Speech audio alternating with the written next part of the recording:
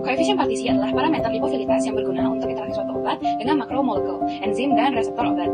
Sifat lipofilitas obat adalah sifat kelarutan obat dalam fase lemak dan fase cair, itu menurut Sukarjo pada tahun 1995. Kelarutan obat dalam suatu pelarut tertentu dipengaruhi oleh struktur kimia obat tersebut. Oleh karena itu, nilai log koefisien partisi atau log P sering digunakan sebagai parameter yang menghubungkan antara struktur kimia obat dan aktivitas biologisnya. Nilai log P yang besar menunjukkan lipofilitas yang besar. Dengan demikian, senyawa akan mudah menembus membran biologis dan juga sebaliknya. Terdapat beberapa metode untuk mengukur nilai koefisien partisi. Salah satunya adalah metode penggocekan dengan menggunakan sistem dua pelarut yang tidak saling bercampur. Beberapa hal yang perlu diperhatikan pada metode penggocekan adalah jika suatu senyawa berupa asam atau basa, fase air harus menggunakan dapar yang kuat sehingga pH larutan selalu tetap terjaga.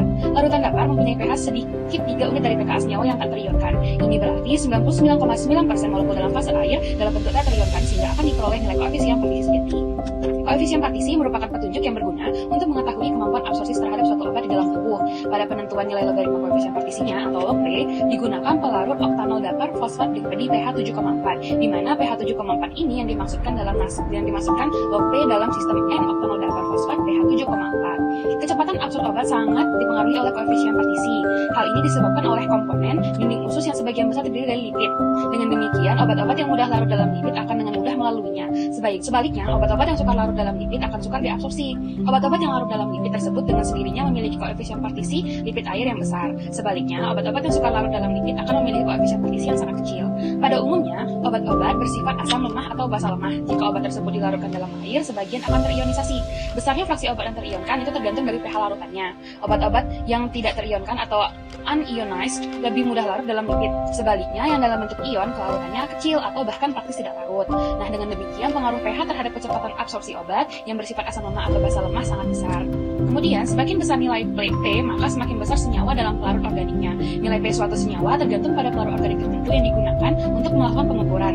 Beberapa pengukuran koefisien partisi dilakukan dengan menggunakan partisi air dan N-oktanol, karena N-oktanol dalam banyak hal menyerupai membran biologis dan juga merupakan model yang baik pada kromatografi fase terbalik.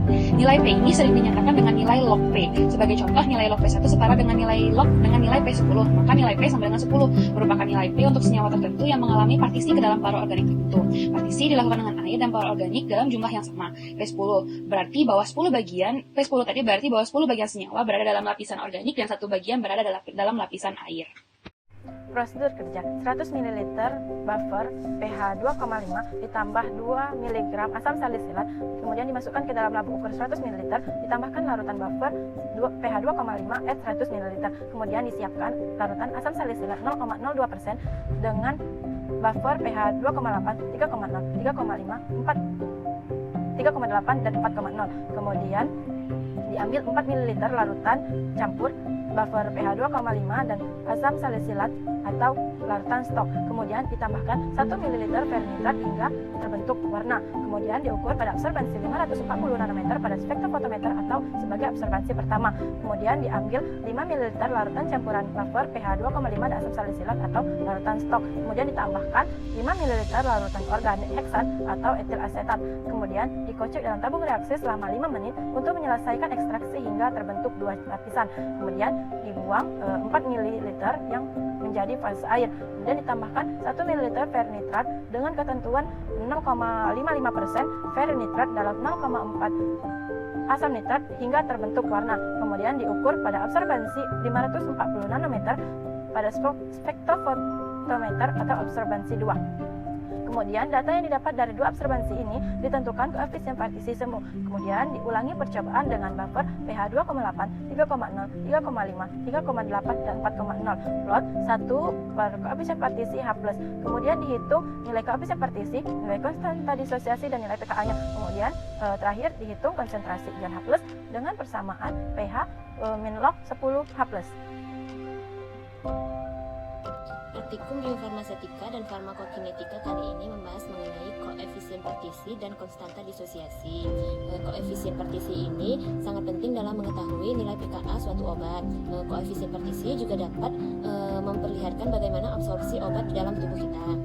Sampel yang kita gunakan kali ini berupa asam salisilat dengan larutan buffer yang memiliki pH yang berbeda-beda. Penggunaan pH yang berbeda-beda ini bertujuan untuk melihat bagaimana hasil konsentrasi asam dan nilai koefisien partisi semu. pH yang digunakan meliputi pH 2, 2,5, 2,8, 3, 3,5, 3,8, dan 4. pH yang digunakan tersebut termasuk pH dalam rentang asam yang mewakili kondisi asam. Praktikum biofarmasetika dan farmakokinetika kali ini membahas mengenai koefisien partisi dan konstanta disosiasi. Koefisien partisi sangat penting untuk memperlihatkan bagaimana absorpsi obat di dalam tubuh dan digunakan untuk mengetahui nilai pKa obat.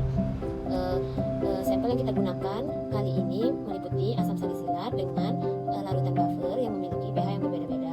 Tujuan dari pH yang berbeda ini adalah untuk melihat bagaimana nilai konsentrasi asam dan koefisien partisi semu.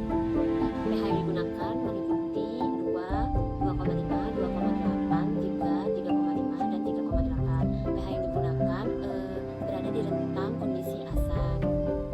Hasil kurva percobaan yang dilakukan kali ini memberikan hasil yang kurang baik. Hal tersebut terjadi akibat kesalahan pada saat tahapan pemisahan senyawa obat atau tidak meratanya larutan ferinitrat yang ada di dalam larutan. Kurva yang tidak baik ini mengakibatkan data yang didapatkan tidak akurat sehingga tidak bisa dijadikan sebagai acuan dalam menentukan tingkat absorpsi obat di dalam tubuh. Hubungan antara koefisien partisi dengan pH dapat diamati melalui kurva hasil percobaan. Hubungan yang baik antara pH dengan koefisien partisi dapat dilihat jika hasil percobaan yang didapatkan menunjukkan semakin adanya peningkatan nilai suatu pH, maka pengujian akan semakin rendah nilai dari koefisien partisi yang dimiliki zat atau senyawa obat yang diuji. Hal ini menunjukkan bahwa semakin besar nilai koefisien partisi suatu obat, maka akan mudah diabsorpsi di dalam tubuh sehingga akan lebih cepat menimbulkan efek. Kesimpulan pada praktikum koefisien partisi adalah 1. Koefisien partisi adalah suatu nilai yang menentukan seberapa baik partisi di dalam suatu senyawa, lemak maupun air, serta dapat ditentukan dari nilai absorbansi yang diukur. 2. Nilai koefisien partisi yang memenuhi syarat baik adalah sama dengan 1. 3. Semakin besar pH dari suatu larutan, maka akan semakin besar pula nilai koefisien partisinya. 4. Semakin besar nilai pH suatu larutan, maka akan semakin besar pula nilai absorbansinya. Nilai koefisien partisi yang didapat sebesar 4,6641.